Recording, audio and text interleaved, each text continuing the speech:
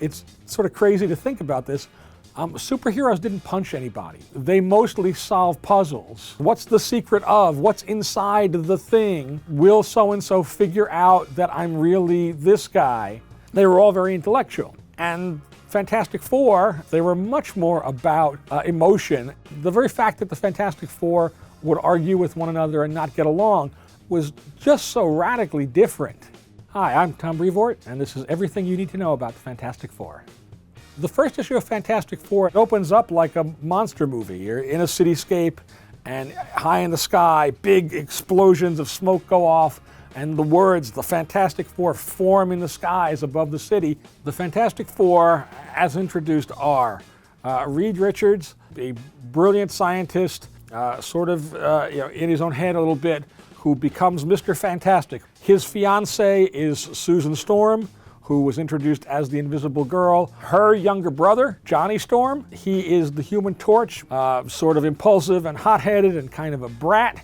And Reed's best friend, Ben Grimm, their pilot, who is just referred to as the Thing. One of the ideas that Stan innovated is he didn't give them secret identities. Like right from the beginning, while they have colorful code names, there's no artifice. And so they're known either as celebrities or weirdos no matter where they go.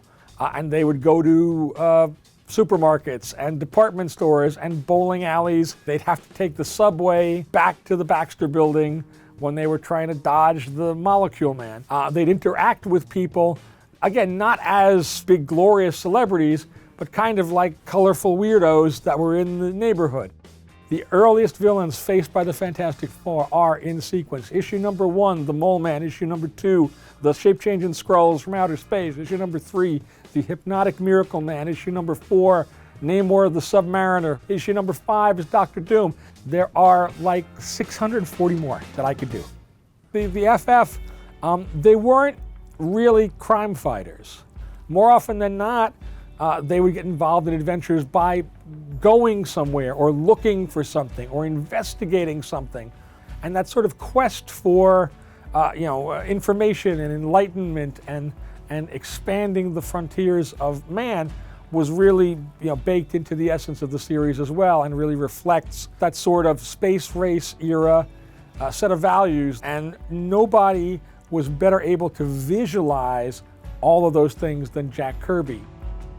Because Fantastic Four was the flagship title of Marvel in those early days, it also served as kind of the gateway for a lot of readers to the rest of the Marvel Universe. Stan was very canny in his marketing, and so starting with issue 12, he had the Fantastic Four pursue and fight the Hulk, the star of his other new comic book. The FF introduced the Inhumans, the royal family, who were kind of these weird Munster Addams Family superheroes. The Black Panther, the mysterious king of the far-off nation of Wakanda. Two of the biggies, Galactus, the planet-devouring, unknowable cosmic force from space, and his herald, the strangely contemporary Silver Surfer, and there are so many more.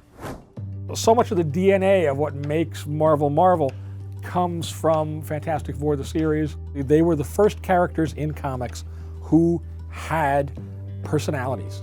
And over the years, we've seen the Fantastic Four grow and change. Characters have gotten married and almost separated. They've had kids.